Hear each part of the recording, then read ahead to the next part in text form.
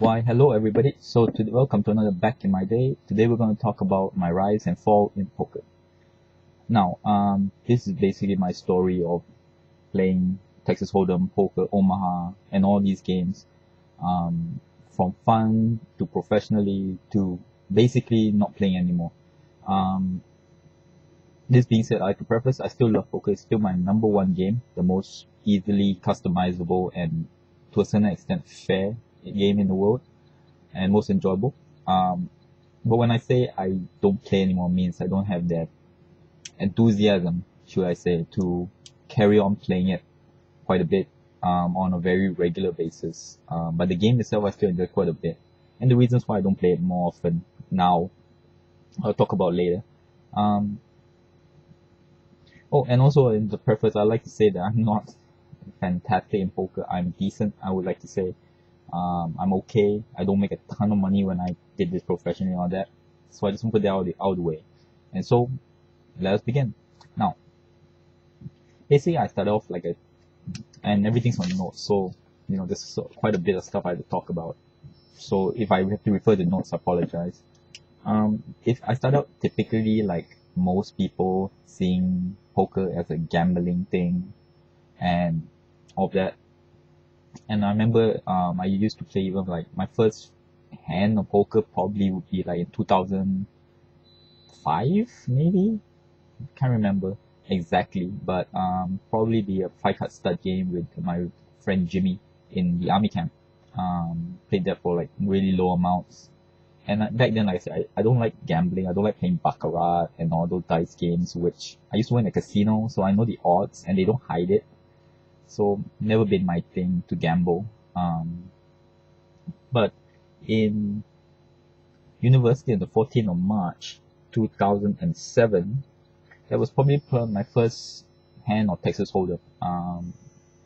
And that started because we lived in a dorm, and there was Gavin, one of the housemates, decided to play this new raving game, Texas Hold'em, which was made popular by the WSOP and the Moneymaker Effect. And so he brought it and he played it. We played it, and it was okay. But like I said, back then I wasn't into gambling, so I wasn't too enthusiastic. In fact, to prove that, one time, I mean, what happened was I didn't want to play because to me it was gambling, and I locked my door, and he started banging on my door. And another person, Nicholas Bloodworth, went to my window and actually used a pot and a pan and started banging and started to say bin play, bin play. It's kind of a funny story, but that was just show my attitude towards it back then. That's a funny story. And so I played that game, and then after that got more and more interested in poker. It was just fun. Maybe it's a human nature thing, the thrill of gambling. But I started to like the game a lot more. But I always still look at it as gambling, so I didn't try to make it too often. And like whenever the house had it, it was $20, fine. Look at it as like an enjoyment expense. But never looked at it like profit, basically. So, and then we started to play regular 10, 20-cent games. 5 cents, 10 cents at first. And what would happen is that we regularly play that. And out of the blue, Gavin, who was in the student council or something, set up a poker event, like a tournament, like WSOP. And it was a $10 buy-in. And we all got quite serious about it. And I wanted to win. I don't know why. I wanted to win. So I started to, use the internet. It's a fantastic item of the time, where now you can search for anything. And I typed in poker strategy, and I looked it up, and I started watching all kinds of videos, and I started to learn about the math of poker. Amazing things like the turn times 4 and the river times 2. The mad scientist of poker, his poker reads video, and I've watched all that, try to get good at the game, because I don't know why I wanted to win, and because I put $10 in and I'm a stingy bastard. So I did that. And then for this first tournament, I was kicked out in the first preliminary round. But it was an enjoyable experience, and it just kept evolving because I started to learn so much about the game, the strategies, and I saw that you could actually hedge your math your luck chances. And that was really kind of a kicker for me, because it was possible to turn things in your favor in the long run. Now, there's enough luck to bring more players in, unlike chess, which is formulaic. Either you like it or you don't. But with poker, very easy to bring people in because the rules are easy. So I started to really pick it up and learn a lot about the game. And the big thing that happened was when after that tournament, after a while, there was a battle of the bands at the tavern at the University of Western Australia, Perth, and they did a Guitar Hero at the end where they played the impossible settings and all that.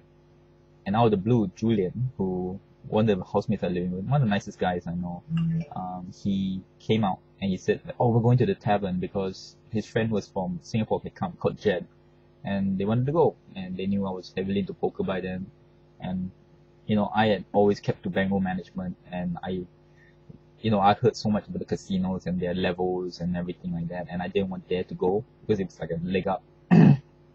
But after a lot of persuasion, I went. So we went, and basically this was on the 23rd of May 2008, and we went there. It was past midnight, and we went, and there was this little area cordoned off for poker, like less than 10 tables, probably 10 tables at max. Back then it was not super popular. This is 2008. And all the smaller tables were closed. And the poker manager said, well, there's 2 tables open. They're playing 5-5. $5. You want to play? So I said, okay, we were there already. Stupid rationale, not give the bankroll management. No, I said, okay. So I took all the profit I got from the home games and all, and probably topped it up with some of my own money, because 10, 20 cent kind of thing. And we sat down, and it was this weird aura that you get at suddenly at a casino. Everything gets so serious. So me and Jet sit down, and the dealer went, "Oh, how much do you want?" And we said like 200, 250, 200, 250. So we bought it, not knowing at the time the 100 big blind stuff. And like I said, I learned strategy, but at the time it was still early. There was not a ton of information out there at the time, other than Doyle Brunson's work and all that, super systems. So we sat down, and tell you the truth, in hindsight, now I know that we were playing literally with all the regulars, the super regulars at professionals at the casino. One is called Vasquez, who's to this day, all these people that we played with are still on the websites and regularly winning tournaments and stuff like that. So we sat down, and their eyes must have been like money signs, because I think 2 kids sitting down buying in at a 5-5 game, $200, $250. And we were nervous as hell. I was really nervous. I didn't dare speak, and we were breaking all kind of small rules. Like, for example, Jed would take his cards and move it off the table, and people at the time like, you can't do that. We were calling out turns, stuff like that. We were really nervous. Then out of the blue, the one major hand that made my favorite hand came about. I won a few small pots in the middle here and there. So I was up, and I pocket 9s, and it was against Vasquez. And he's a pro in my mind. I credit my entire poker career to this guy because of the money I got from this hand. But he's been there forever, winning tournaments and stuff like that, especially doing well in cash games, to what I hear.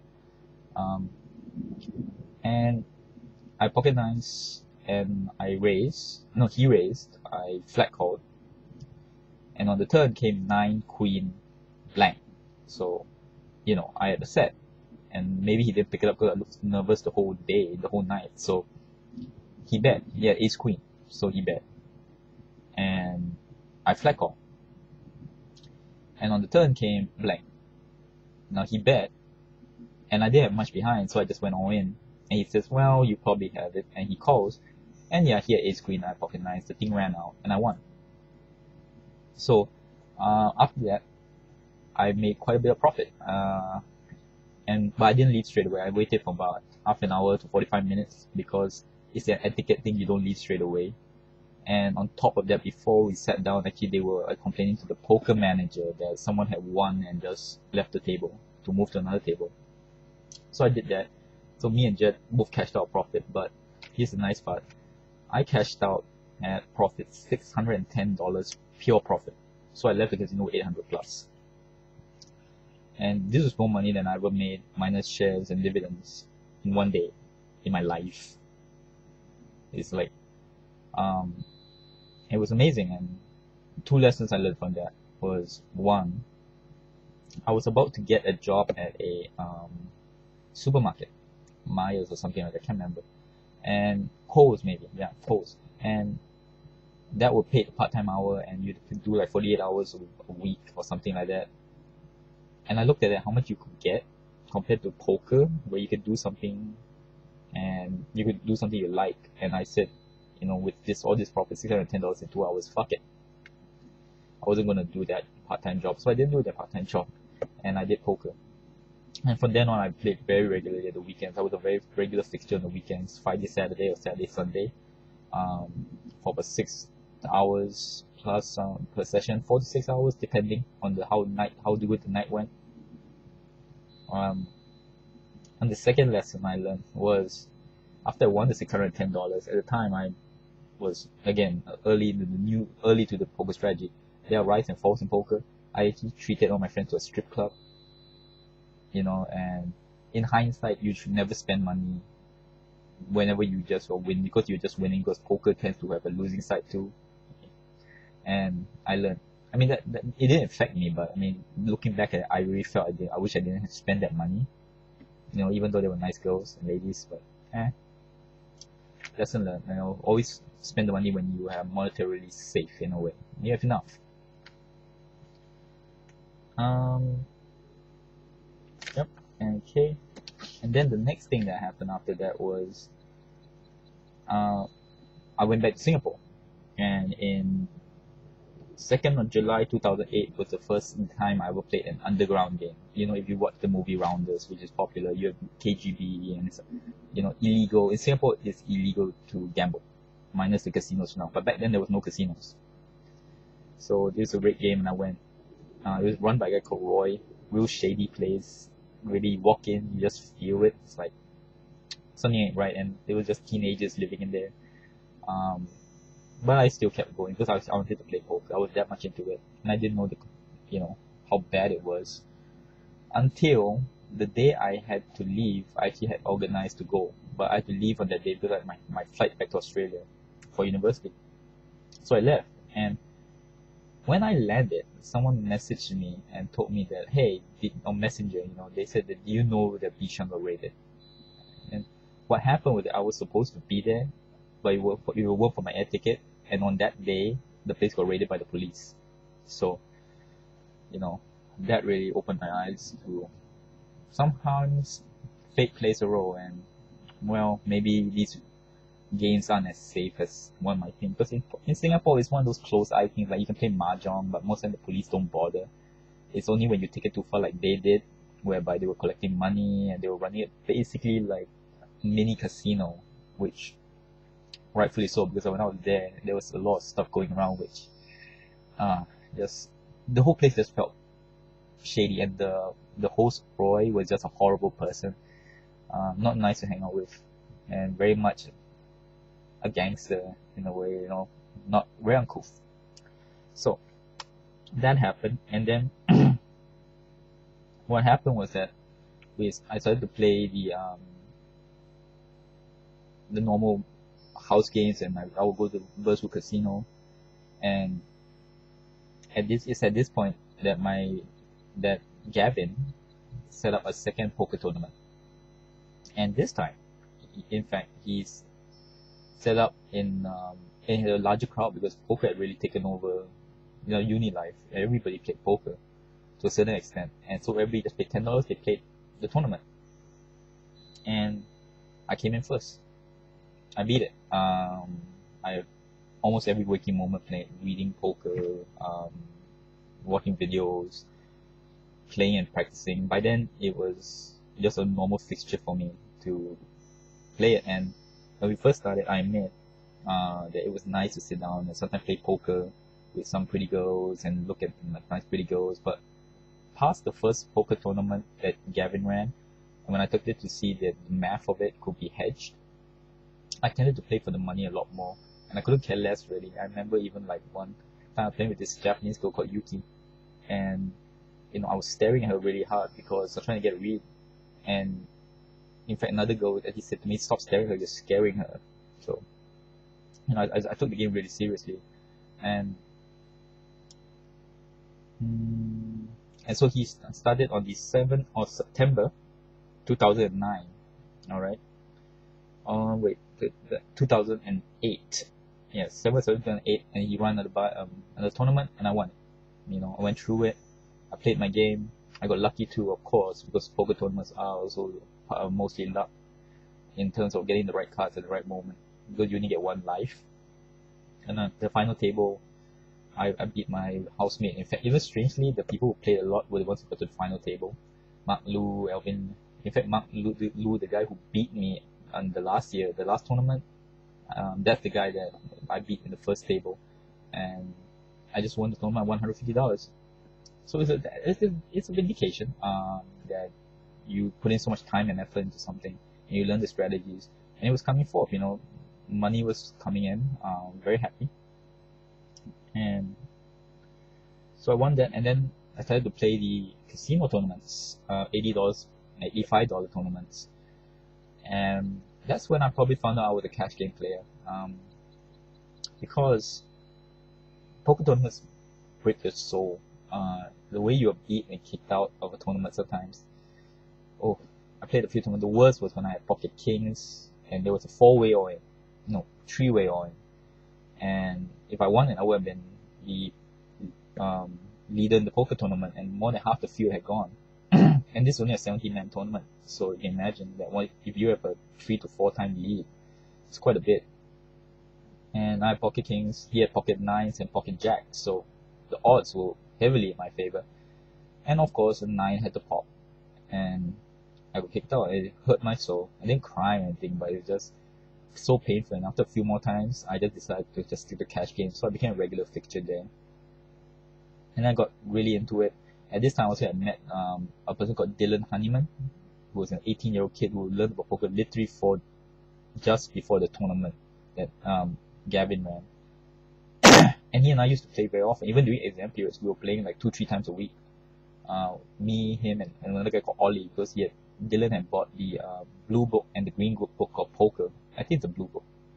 And we decided to learn even more strategy and the math and really more exact numbers than what we were used to before.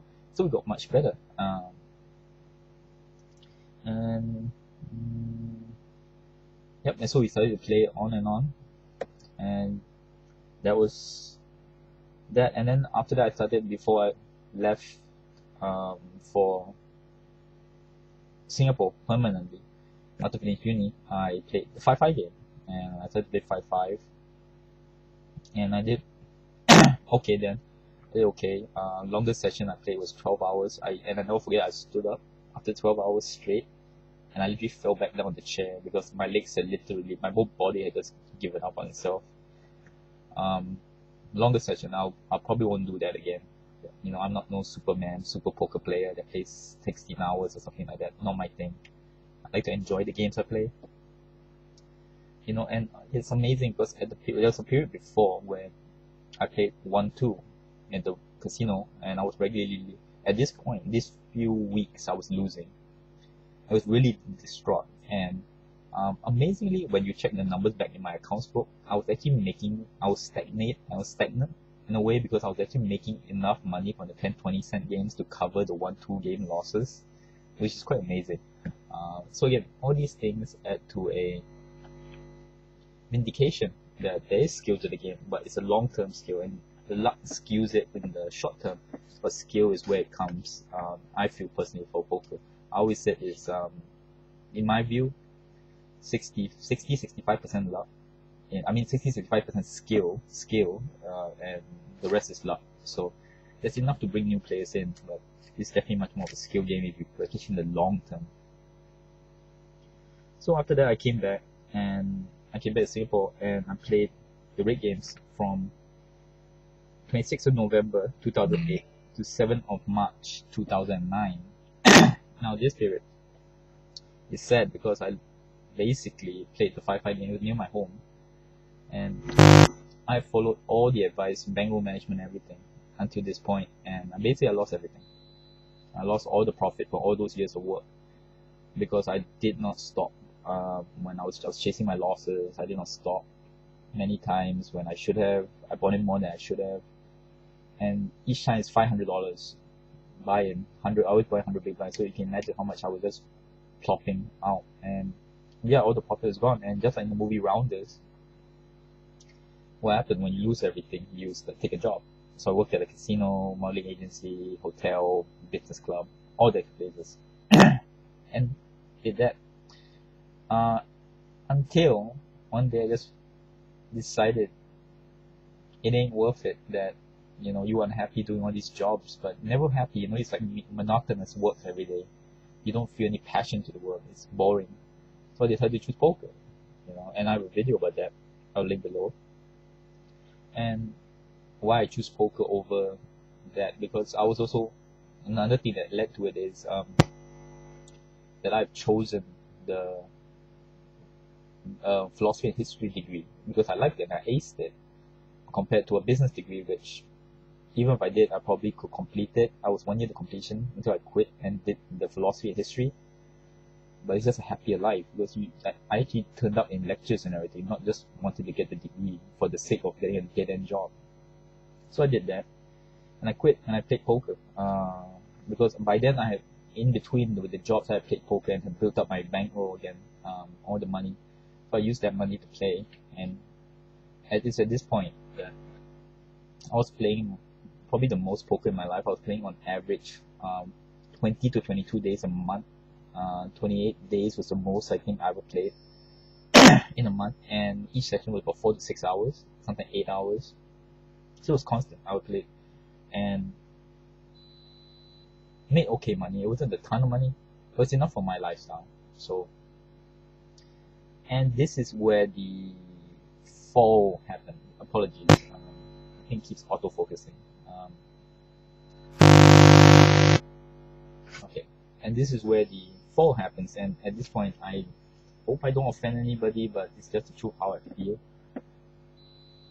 I started to notice that at this point poker got really big, and I just started to play a lot of rig games and unrigged games. I felt that people were started to get very miserable in a way, because May 2011 was the day I quit my last full-time job, and that went on for a while, and everything was all right. And it was about December 2012 which I really laid down the hammer and said this might not be for me. One important reason is because one, I'm not the best poker player in the world, and I was making enough, but not a ton of money. And on top of that, I played online poker many times, and I like poker, but without the interaction, online poker was just monotonous. You just like, how many times in 10 orbits did that guy fold, and you play everything mostly by because you have no one to read, and it became so boring that I literally would fall asleep at the playing tables on 4 or 5 tables on the computer. I would like fall asleep because it's that boring. So I never got into online poker that much. And the few times I did seriously, I was basically a recluse. I didn't go out, I didn't do anything but that. It just wasn't the life I wanted. And then you had the issues of transferring the money, and because it's not legal, it's the way you have to go around. Anyway, all these big issues. So online poker was never a thing for me. And all along the way, I met a lot of people and acquaintances in poker. And especially until December 2012, that was when I started to notice I was being surrounded by very miserable people that, they would come into a room, they would play rig games, especially the rig game people, and they would come in and do it like that.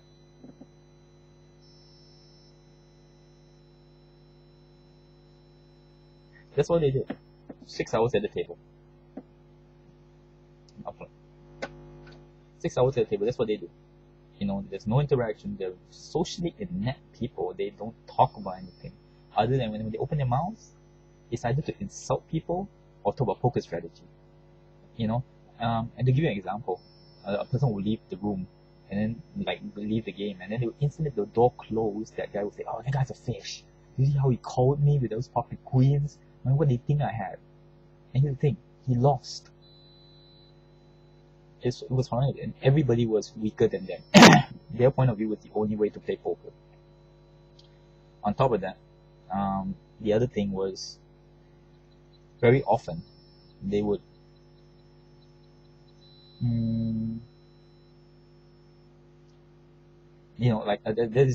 I saw this YouTube picture that says television makes everybody an expert. That picture they had was basically people playing poker in a home game, and that's true.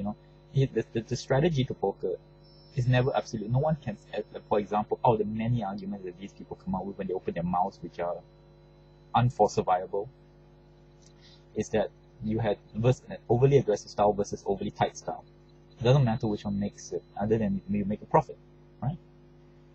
Not to them, to them they would keep talking about this strategy, but no one ever wins because they're just rehashing the same arguments over and over. They're not looking to solve the problem, they're just talking about the problem. So it gets very redundant. You might just sit at a table 6 hours and this is what you experience day in, day out. And on top of that, in the non-rate games, people started to take things way too seriously, and also they started to play above their comfort level very much. And why is this? And basically they will get angry, especially in a non-rate game where it's supposed to be more lighter environment. They started to get really serious, and people got angry at people winning, which is the core of the game, And again, this is because of the comfort level, the money involved. They started to get higher and higher and higher. On top of that,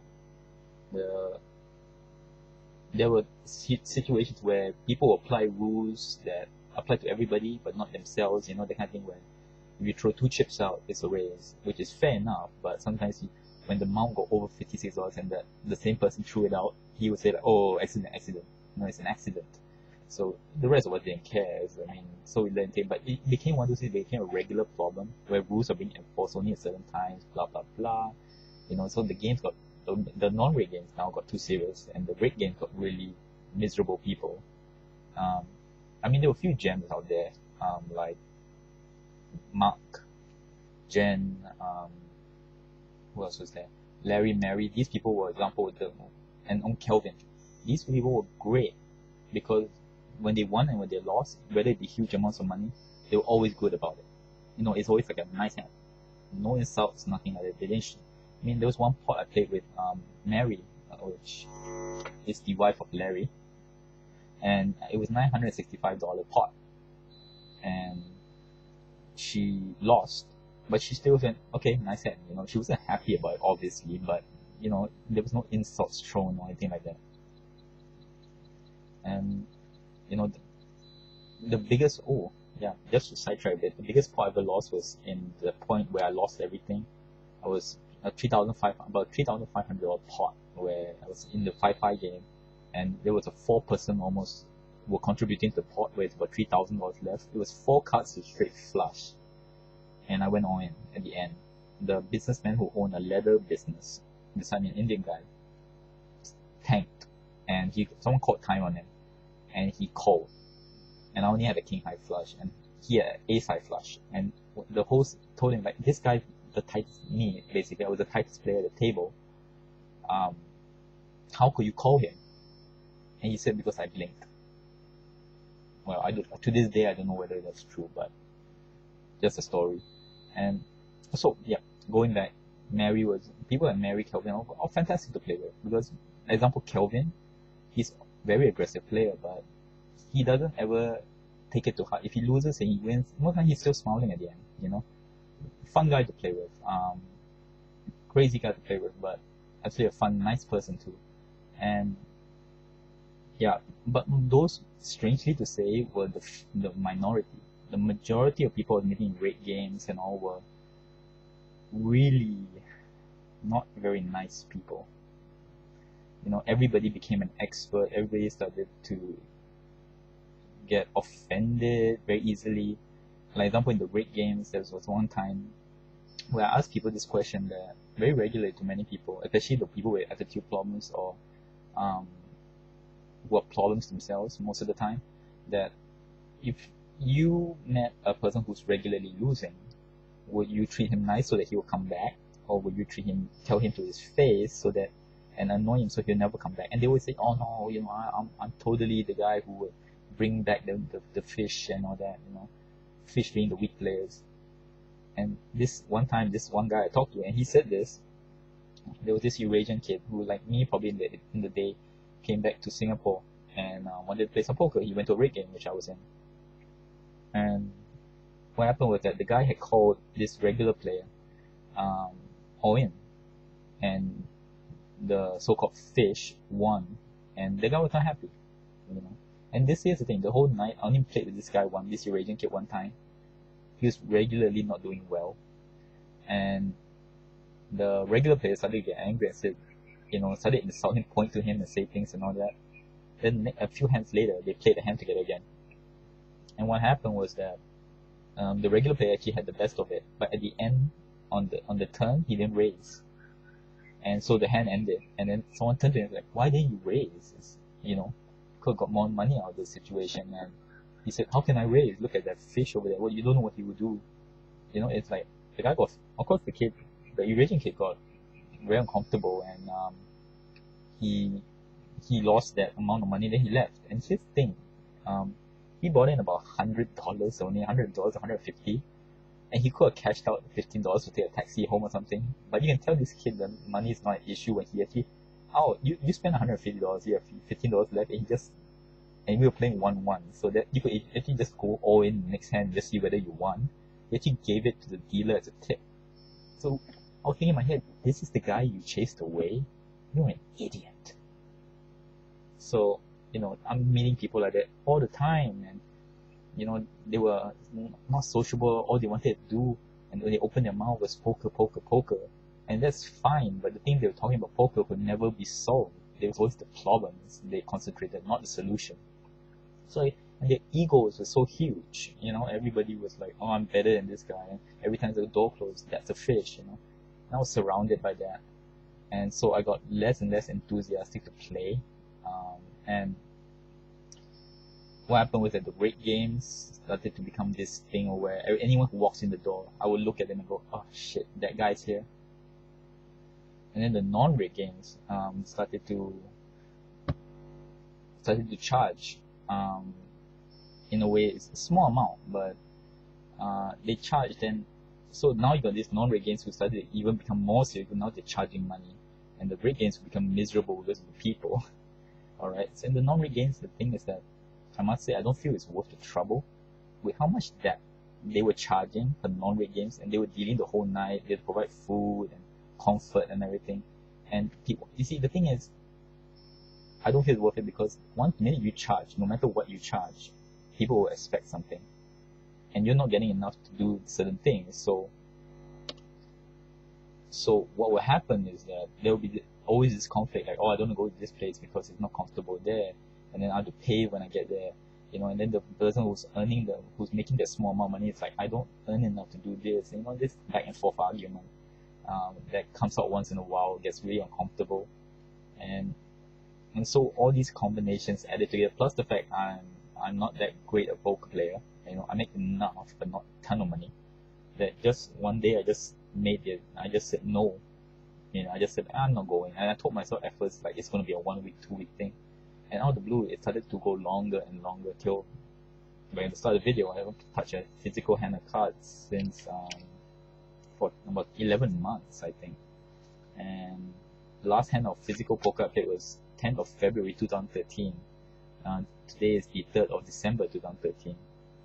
So about 11 months. And the last online poker I played less than 1 hour was the 5th of September 2013. So, it's like, I don't hate poker, but, I don't think I can play. I don't want to play regularly anymore. I still love the game, but on top of that, like Kelvin, he said something very true that because I got enough for my lifestyle now. I work part-time jobs to buy board games, etc. I think it's a great hobby. Still have that all the cerebral element of it, and you're competing against people you can talk to and all. And Kelvin said something very true, which was when I started doing a part-time job, I can't do what I did last time. Last time I could put in $600 if I just told myself, you know what, the odds are with me, I'll go with it. Nowadays, if I played poker now, I would think, oh shit, man, that's how many hours of work. And so once you do that, you're not optimal. And so that's one reason why also I don't play anymore. That I'm not that good, and also the people I felt recently that I met over the years were just getting more and more miserable. All these younger kids who think everybody's a fish, but then they're the only ones that play well, other than the massively obviously successful people. And also the amount of people being cheated and scammed, and indirect collusion in games where, you go to a rig game, for example, and 8 people and 7 people know each other. So they're all targeting you, no matter how you're always at a disadvantage. So it was all these things, and just I decided to stop. Simple as that. Yeah, and I'm not saying I never will. I still love poker, but probably not in the near future will I get back into it in any scope or even want to feel like playing it. But who knows? Well, thank you very much. I hope it did not take too much of your time. And till next word.